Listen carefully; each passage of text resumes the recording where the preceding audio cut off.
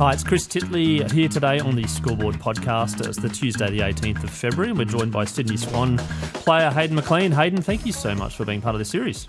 No worries. Thank you very much for having me. Hayden, we're sitting here in mid-Feb of 2025. How's your 2025 started?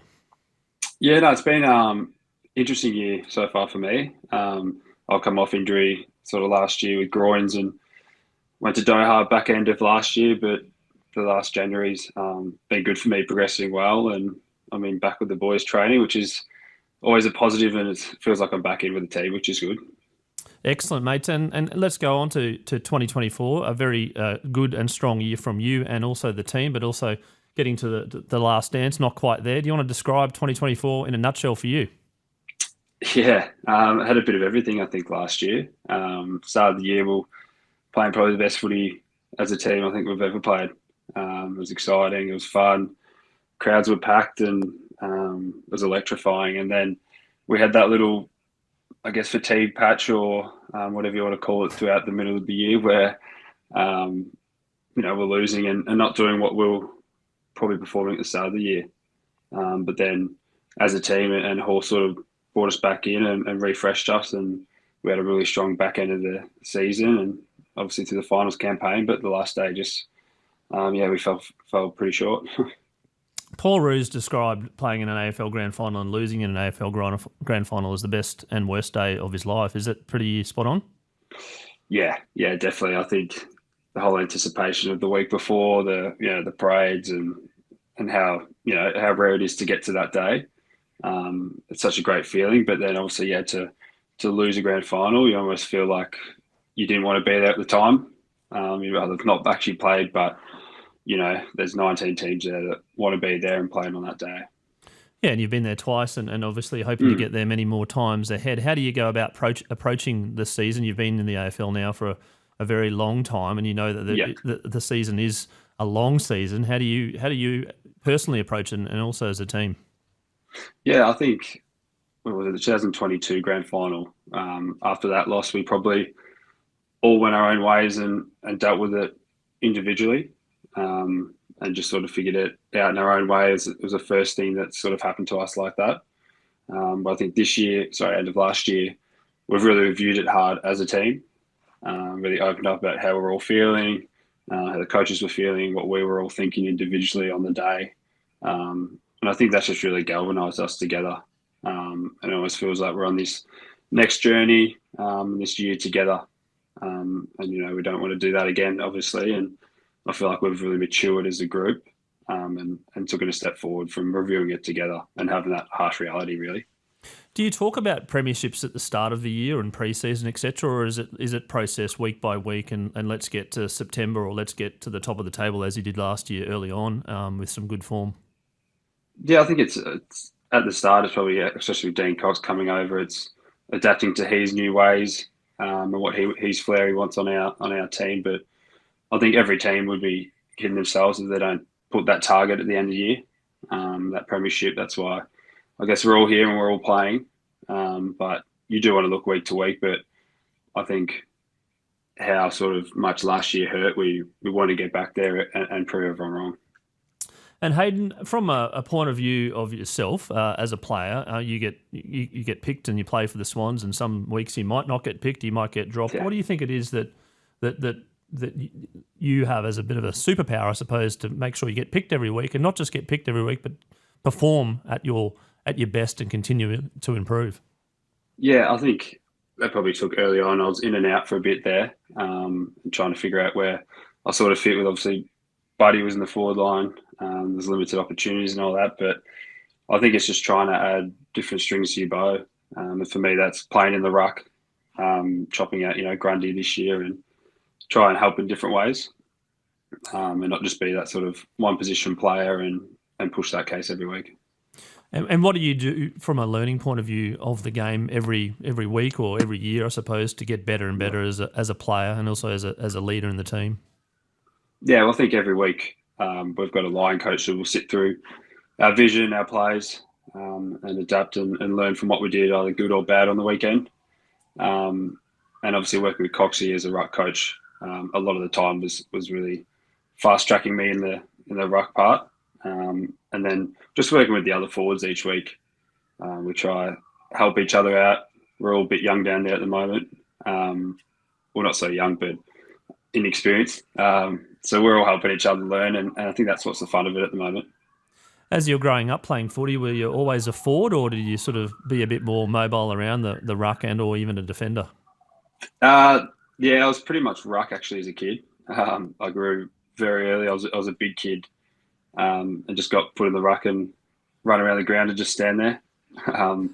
But then I think when I must have been 14s, I think Dermot Burden was our coach at local, and he sort of just said, okay, it's time for you to learn a different position, not just to be a ruck, because obviously I wasn't growing as much, and I'm not over 200 centimetres to be a ruck, so it was to learn that forward craft, and I think that's what's made me versatile and helped the team a lot.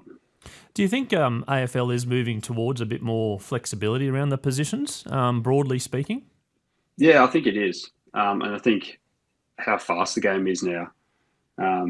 Players are playing different positions with less rotation, so you got to either rest forward or rest half back. But I think the teams that can use many positions with different plays is an asset. And then from the tech and the data point of view, from when you first played in the AFL to now playing in your sixth or seventh season coming up, is it? Has that changed a lot in terms of the analytics and what's happening? Yeah, definitely. I remember at the start it was just the GPSs each weekend we had of how, I guess, running, and then how we're going to have a training throughout that week. But last year we adapted heart rate monitors. Basically, as soon as we get in the club, we put it on. They monitor our heart rate through the meetings to see how recovered we are, and tailor our trainings towards that. So it's really looking at the data now, and also how we feel, but it's a lot more managing and making us the best on the weekend. Do you get some of that data sometimes and go, oh, actually, oh, really? Wow. Yeah. I think sometimes you can feel like you're a bit cooked or a bit fatigued, and you are fine. It can be that sort of grind throughout the season, but to have those numbers, to know that you are fresh, can sort of turn your head a little bit and make you feel a little bit better. Hey, I want to touch on your childhood and sport and activity. When was the first pickup of the AFL ball, and what did you think initially as a child? Yeah, I grew up in Melbourne, so the heart of footy. So my dad and grandpa and uncle all played at the top level. So from when I remembered, I had a footy in my hand, and with an older brother, I was always at his games, kicking the footy around or having fun in the backyard with him. So from as long as I can remember, I've always had a footy in my hand.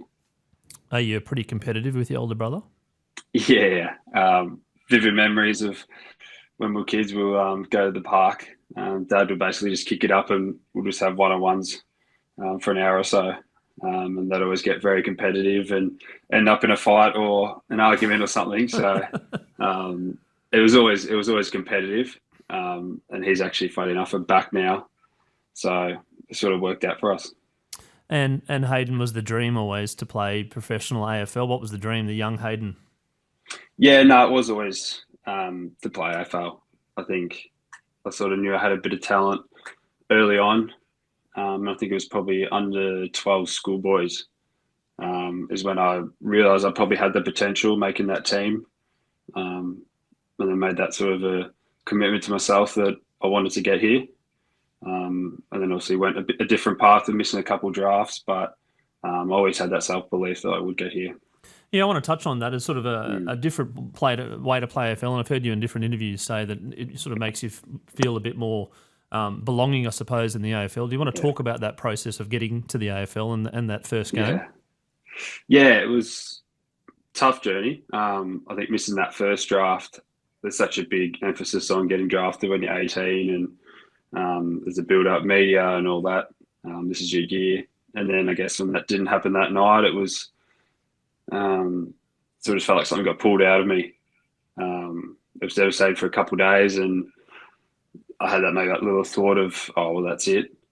But then Dad and me had a chat. I think it was at a lunch we had, and he's just like, oh, we can either give up this and just play footy local or whatever, or we figure out a way and try and get you there a different way. I want to touch on the support crew that you've had through that period, and also now, and how important is that. I do follow your Instagram, and there's a lot of mates all the time on your Instagram. Do you want to talk about your support crew and how important they are to you? Yeah, no, they're massive, especially around that time. I was actually at schoolies on when the rookie draft happened. So I missed the first draft and thought I'll go to schoolies with my mates to be close with them, and that helped. And then missed out on that rookie draft, and basically they just put their arms around me for the week, which was probably the best place I could have been, to be with my best mates away and just forget about it for that week afterwards. Do you look back on it now and feel it still? I think you still do, yeah. I think almost thinking back to it, you can still feel that raw emotion of how I felt when you didn't get your name called and everyone was passing in their last picks and there was no hope left, really. Yeah, I don't remember too much of my schoolies, to be honest. But I'd imagine that you would have had maybe a little bit of drown your sorrows for a little bit. Yeah, there's probably a night or two there. But I think that was probably the best way, just to forget about it, be my best mates and finishing school and try to celebrate something else. Yeah, and Hayden, then when you got selected and then sort of putting that uniform on for the first time, playing in your first game, do you want to describe that feeling and I suppose how vivid that memory is? Yeah, it actually sort of feels like yesterday that I just got up here. I remember I came in, I think I had a little knee injury at the start of the year, so I didn't think that first year I thought would just be a bit of a rehab development year. And then I came back, played I think 2 games in the NEFL or the VFL now. And I think Callum Sinclair and Sam Naismith had both been down with an injury. And sort of looking around at who could ruck, and I wasn't thinking me as a young player, and don't think I was quite ready at the time. But then when Horse said that I was debuting, it was almost like what I'd been through was worth it. I just felt a sense of pride and just wanted to tell my family straight away. And then getting out in the field, the intensity levels and being, an AFL player for one game, what were you feeling? Yeah, massive adrenaline, really. I remember my first game was Fremantle, and that was when Aaron Sandilands was playing and Darcy. So I had 2 pretty big rucks to come against. But I remember Josh Kennedy gave my jersey, and from there it's almost a bit of a blur, and it feels like it's in fast motion. It was just so exciting. It was so fun. It was just everything that I did think it was going to be. And life as an AFL player now, playing 70 odd games, has that feeling stayed around the AFL system? Being a professional athlete, is it everything that you dreamed of, or is it I suppose there's up days and down days? Yeah, definitely. I love it. I wouldn't switch this for anything. I think that's why I did everything I could to get here. But yeah, everything has its ups and downs. If your team's going well, it's fun and it's exciting, and then when it's not going so well and the media's at the team or individually, it can be a bit of a grind at times. But I think with what's so good about our club is most of us aren't actually from Sydney. So it's a bit of a family connection, and we all look after each other in-house really well. And just touching on that with the press and the media, there's a lot more eyes on you now that you are an AFL player, an established AFL player for a club that's got a long history and sells out its game. Obviously, you need to keep yourself super fit, but also probably keep yourself mentally fit as well. What do you do from that point of view to make sure you get your head right? Yeah, that was probably took me 3 or 4 years to get the balance of being a professional footy player, but also having a life. So I started uni, I think it was just pre-COVID, just to do something outside, which was construction management and property. And then I'll change this year, hopefully into commerce by the end of the year. But last 2 years, a lot of us boys have picked up golf. I think pre-COVID, everyone sort of picked up the golf clubs, but I think just having that release on the day off for 4 or 5 hours and not talk footy, just go play a different sport, compete in a different way, is a really good thing that we've got and a really good balance that we have. Yeah, the 24/7 thinking about footy, is it hard to switch off? Yeah, I think in season it can be. if you play a game, say the Friday night in Melbourne, then you go see your family for dinner or something, you're still thinking about the game or what you could have done better or what you did do well. It's just trying to get that balance of when you're at the club, you switch on and you're immersed in it. But when you're outside the club, it's almost try to leave your work there and not think about it too much. But it can drift in a lot of the time. Yeah, I was going to say if you go and have a chicken parmesan at the local pub just to switch off, there'll be someone that will probably recognise you, and therefore the footy is back on again. How do you deal with that? Yeah, look, I think being in Sydney is probably a bit of a blessing with that. Don't get recognised too much, although the last probably 2-3 years it's really increased, and I think footy in New South Wales is really growing, which is great to experience because I remember I first got here, school clinics and going to local clubs, they had no idea either who we were or what even footy was really. Throwing the ball like an NRL or kicking it like a soccer ball. So I think trying to switch on off here is a bit easier than say if you're in Melbourne or Adelaide or Perth, but the people are friendly up here, and at the end of the day, it is a privilege to be in this position. And I remember as a kid when I saw an AFL player, I used to love it. Just on touching on the golf, mate, are you any good? I'm not too bad. We always compare our handicaps, but I think I got down to about a 12, so yeah, right. Can roughly hit it. Yeah. And how does that compare with some of your teammates? No, there's a lot of boys, and there's a few in single digits. I think Matt Roberts might be off about 3. Right. Errol's really good. He's about 4, I think 4.5. So there's a lot of competition within the club. And your favourite course to play on? I like playing. Dad's a member at Woodlands in Melbourne, which is a really nice course playing there. But all of us boys are at the coast in Malabar up in Sydney, which is a great course along the coastline.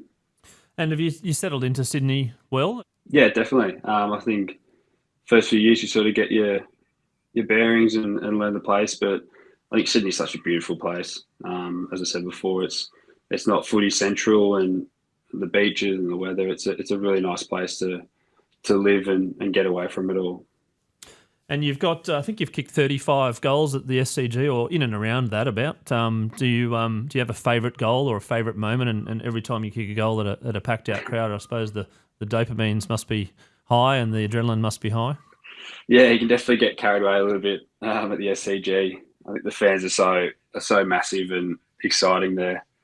And I think with the team with Paps and all that celebrate big, they expect it every time. So I think one against Melbourne, I think it was maybe early in the season last year, I was on the pocket and kicked one there, and the crowd was going wild and got sucked in a little bit, but it was a good experience. And life after footy, we don't want to think about it too much right now, but you did mention about a degree there. What sparked your commerce? What are you interested outside of footy when it comes to studying and or potentially in 15 years' time? Yeah, so going into commerce, anything to do with sort of businesses. I'm going to hopefully do some work experience this year with a company that sort of gets startup businesses and invests capital for them and grows their business from a small to a large. So I've got a bit of an interest in that at the moment and growing businesses and starting with a little startup and growing a little product. Yeah, in the sense that you'll be involved in that startup or just investing in it? Definitely would like to be hands-on with it. I think a bit like footy, you like to start somewhere and see where you can take a project or a company and see it grow as your own. Yeah, I'm going to ask a few personality traits on the back of that. One is that are you a curious mind? Do you sort of wander around businesses and actually, how do they make money? Yeah, definitely.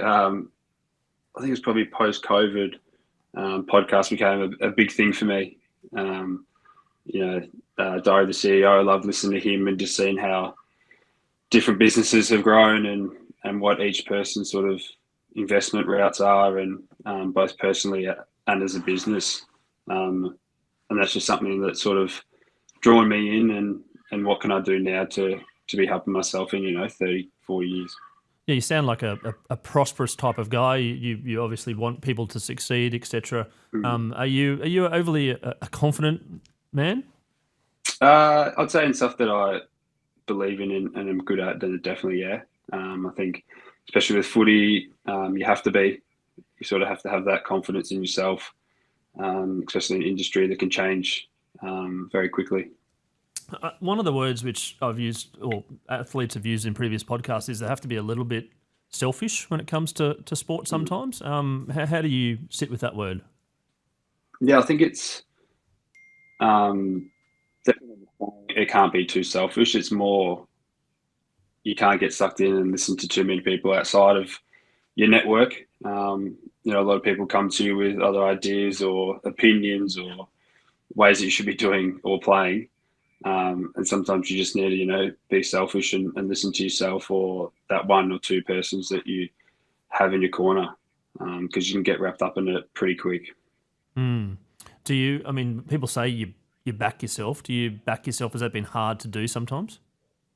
I think this definitely fluctuates, but I've always had a real sense of backing myself, and I think probably doing it, getting drafted a different way is really showing that I had to back myself then, and that I do still now, because I know that feeling of not being here or missing out. I really don't want that again. So I know I've got to back myself individually that I can do it. And you sound like you're resilient. You've got a lot of resilience in you. How do you use that resilience, I suppose, to prosper as a player now? Yeah, I think the resilience has probably shown me that you can't be complacent. Probably when I was underage 17s, I was going well and doing really well, and I didn't really change much going into my 18th year, which that itself was probably a lesson that you've just got to keep evolving and adapting. The game's growing so quickly, and the new rules and the changes is something you have to either adapt to or you get left behind. And you've been competitive all your life. Are you ultra competitive? Do you get really competitive on the golf course and maybe in the game of Scrabble as well? Yeah. Anything I do, I get really competitive, whether it's card games with housemates or my partner, or it's at golf course, or it's just simply, competing with myself and trying to save or invest as much as I can. And then from a winning point of view, in terms of playing games, do you reckon you've been on the right side of the ledger all your life in terms of win-loss, or about even? No, I reckon being pretty lucky. I think I'd be positive, I reckon. We had a little down patch probably for 2 years, but every other year we've been in the final. So I reckon, be a positive. Yeah, being a positive. And as a kid, you always wanted to win in any game. Did you ever compete in individual sports as well? I did tennis by myself. But other than that, I was pretty much team sports. Now I think about it, I was basketball, did a bit of volleyball as well at school. I was going to say, with the height, the basketball and volleyball would have helped a little bit. Yeah, definitely. I played that pretty competitive till I was probably about 16. I had a knee injury and had to sort of give up the hard courts, so stuck to footy. But I just love, playing with other players and working together on an objective and getting to that end goal. Yeah, I want to touch on that, the individual performance of yourself on the AFL field. Plus, there's also the roles that you play within the team. Is there some sort of is it hard to kind of balance sometimes?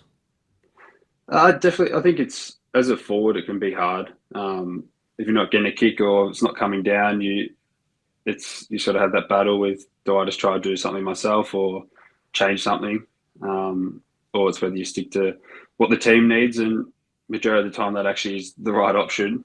And when you go, in your own silo and don't do it as a team, you actually go backwards, and you can battle that at times. But I think that's why we've been such a successful team, just purely because we all have a default of falling to the team. Yeah, are you a patient person? Not too patient, no. I think in most things I do, I want to sort of get it done quick and see a bit of rewards early. But I think football definitely teaches you patience, and each year I probably do get a bit better with it. But I'm still very instant and want to get stuff done. Do you get nervous? Sometimes, yeah, but I think each year it's become more of a excitement and sort of that eagerness just to go out and play now. There's obviously some games that you get nervous or in situations you do, but I think compared to my first couple of years to now, it's definitely not as much nerves. It's more just excitement and happy to be out there. And the game is a long game. Does your brain stay with the game the whole time? Does every now and then it sort of drift off a little bit, or is it hard to make sure you keep continuing in the flow, particularly if the ball's at the other end of the field? Yeah, I think we've done a bit of work last year with Emma Murray, and it's sort of having that you can only focus on one thing at a time. So when the goal's being kicked or you've got taken off or you're walking back to the goal square, that's when you can actually just turn your brain off and just walk back to the square, reset. And then once that ball's bounced back up, that's when you sort of snap back in and focus. Because, for 3 hours, you can't be focusing 100% or else you just, fatigue or slip mind. What do you think about? For me, it's just walking back to the goal square. I sort of just look down and try to turn my mind off what's happened and look in the crowd and just actually take in what's going on around. You're not thinking about your golf handicap? Nah, unless I played bad that week, maybe. But or your shopping list, so like, I forgot something at Woolies, I need to order that. Sometimes things do pop in. I mean, like whether it's uni or something pops in, you can think some random things in a game. But that's when you sort of allow yourself to switch off and while I'm resetting for that 10, 15 seconds, just try to think about something else and then get back to it. And mate, you're a lover of restaurants and food. You got a favourite dining spot in Sydney and Melbourne? In Sydney, I'm in Coogee and there's a little Italian spot around the corner called Louis, which is a nice little Italian spot, not too busy as well, which is good. Good shout out to them. Yep. Yeah. There's a lot of restaurants up here. And then Melbourne, nothing really jumps in. Oh, there's actually, I think it's in Brighton potentially, 10 Greek's Plate. It's a very nice Greek restaurant there, which has always been a birthday special. And then if you had a destination that you had to go to or to holiday, it sounds like it potentially could be Italy or Greece, but what would be your favourite country that you'd want to travel to or go back to? Go back to, I love Barcelona and London. Did that a couple of years ago with the boys and that was a great trip. First time in Europe, so seeing the whole culture difference was great. But I think at the end of the year, I'd love to go to Japan, see Tokyo, but then also do the skiing and the snow over there, whether that's end of this year or post footy with the snowing, snowboarding. Yep. But Japan would be beautiful. Yeah, I was quite jealous of all the Instagram posts over December or so with all my everyone in different friends places. and family in Japan. Certainly a bit of a thriving hotspot. A mate of mine's actually looking at potentially starting a 2020 cricket tournament over there, which might be a business expense for me to go over. And mate, do you watch sport? Do you watch the AFL at all, or you just sort of switched off now? You're a player. No, I'll watch it pretty heavily. Probably for the first half of the season. It was good to have that Indigenous game in Fremantle played the other night. Just to have footy on again was exciting, and to love watching other teams and sort of seeing where they're at. Especially we're going to verse them soon, so yep. I do love watching the AFL. But towards the back end, it can be a bit of a 24/7 thing. So I don't watch it too much just to switch off. And some advice for kids out there that are playing sport at the moment. Some obviously want to be like yourself and play professional AFL, and some might not have that dream but end up becoming really good, but others just want to play for fun, and there's a lot of parental advice out there as well when it comes to sport. What's some advice from your point of view now, being a professional athlete, playing in the AFL, which is a dream for many kids, to give that some advice to some of these kids? Yeah, I think probably every year it becomes more of a serious actually industry. You look at probably even 17-year-olds are in the media these days, talking about what they're going to pick and sort of what top 10 pick in 2 years they're going to be. So there's a lot of pressure and highlight and spotlight on them. But I think just what I really used to do is just actually enjoy playing, enjoy the process. Obviously, you have to be serious when you're playing and training. But it's enjoying it, whether it's playing basketball or tennis or just having different outlets as a kid, especially while you can and you've got the time. It's just to enjoy anything you really do enjoy and have interest in. I'm going to touch on that serious versus fun. Have you always played footy and enjoyed footy, and now you're obviously playing it for a living, which is serious and there's money involved? Can you just sort of describe your sort of relationship between fun and serious? Yeah, and I think that's where you learn each year that balance of having fun and being serious. But it's actually funny when you do just have fun and playing out with your mates, and that's what we did. Started last year really well. We just went out and had fun, and the footy reflected that. It was exciting, it was rewarding, and if we had a mistake, it wasn't at the end of the world.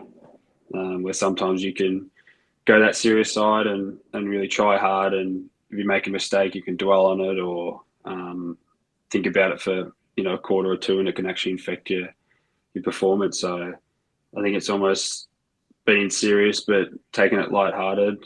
That it's not the end of the world if you miss a kick or drop a mark, because you got the next context to redeem that. Yeah, and just touching on the game of footy, the game of AFL for you, what makes it so fun and enjoyable, and I suppose addictive for you as well? Yeah, I think it's the competing every week. I think going out with 22, 23, with basically your mates every week in that race, I think there's no other feeling that replicates it. That adrenaline, that excitement, but then also the physicality and competitiveness of the game itself. And no matter how good you are, there's always scope to improve, and you sort of get addicted to that, wanting to improve, be better, whether that's individually or as a team. Something that just excites you and keeps drawing you back. And then when you're on a bit of a roll and you're winning consistently week on week, which you guys were doing last year, how does that, I suppose, affect your learnings, as well as, I suppose, your ability to keep going and keep winning? And then obviously when you lose, you're like, well, that was sort of due. Yeah. I think the good thing that, Horse, with us as a young team, when we're on those rolls, is very good at still picking out things that we're not doing so well. It's easy to, if you're winning 4, 5, 6 on a row, to sort of just mask up or, forget those little cracks. But the one thing that he's been very good at is really keeping us in our place, and always giving us honest and positive feedback. And that's probably why we did get on those big streaks. As much as we were winning, we were still fixing a lot of things along the way. And when we did, I guess, lose a couple, the wagon wheels didn't completely fall off, and we got back to our best pretty quick. Do you have a favourite time to play? Friday night games or Saturday nights are pretty special. I think the start of the week, that Friday night, you sort of know, first game of the weekend, set the tone for the week as a team, and most spectators are watching. So you sort of just have that feeling of want to go out and compete and win for the weekend. And when you travel, being so tall, how do you go? Yeah, I'm not too. We're pretty lucky. We get the exit seats has been one of the taller ones, so we get that. But traveling as a group, it is a fun time, and we love traveling away games just for the enjoyment. Your favourite ground outside of the SCG? Or Optus Stadium is pretty good. I like the big ground, and that's where I debuted, so it's got a bit of significance to me. But it's pretty hard to go past the MCG. A nice day game there on the Saturday Arvo or Sunday Arvo is a magical place with the sun coming, setting down, and playing on such a historic ground. And how do you go with your sleep, mate? You get a good sleeper? Pretty good. Post games, don't really sleep too much. I'm sort of one of those people that you're so upbeat and so much adrenaline in the game, and then post game, you probably have it for a few hours and probably don't get to sleep till 4 or 5 a.m. That night. So whether you do a good game or a bad game, you're thinking about the game. I've got a new segment which I've introduced the last couple of episodes called the Scoreboard Moment, and it's the one moment that's defined your career, or the one moment that you remember in your career which basically has shaped the path and direction. I'm interested to know what the Scoreboard moment for Hayden McLean is.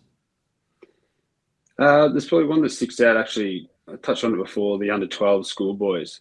I remember I was actually rucking against a fellow player, Ethan Casey, and he was a head above everyone, and I was getting dominated in one of the trial games, the first one in the morning, and you had another game in the afternoon. And my dad in the car park basically just sat me down and said, recruiters and people aren't watching if you're going to beat him. Your expectation is not to beat him, but not to give up and just have a crack, really. Show that competitive and fight that I do have. And I was probably giving up a bit in that first game and probably thought I was meant to win, so I didn't really showcase much. And then that second game, after talking to Dad, he's like, you can either lose again and not impact, or just go out and try physically either, jump into him or bash him or run around the ground and beat him in other areas. And that's probably stuck with me even till now when I'm coming up against, Sean Darcy or players that are bigger than me. Let's try to find different avenues that I can beat them in. And Hayden, you've a dream come true to play one AFL game. You're in your mid-70s. What defines success for Hayden McLean now, moving forward? Yeah, it's funny how it sort of changes over the years. You want to get that first game, and then you get that, and then it's your first win, and then finals. And I think for me now, it's continuing to develop, cement that sort of forward position in that forward line. But then having sort of 2 grand finals that haven't gone our way, I think ultimate success at the moment would be, to get the other side of that and win a grand final. Hayden, thank you so much for being part of the Scoreboard podcast series. Congratulations on your achievements thus far as a Sydney Swan player and the number of games that you've played and the 2 grand finals that you've played as well. And all the best in the 2025 season coming up. Beautiful. Thank you, Chris. Appreciate that.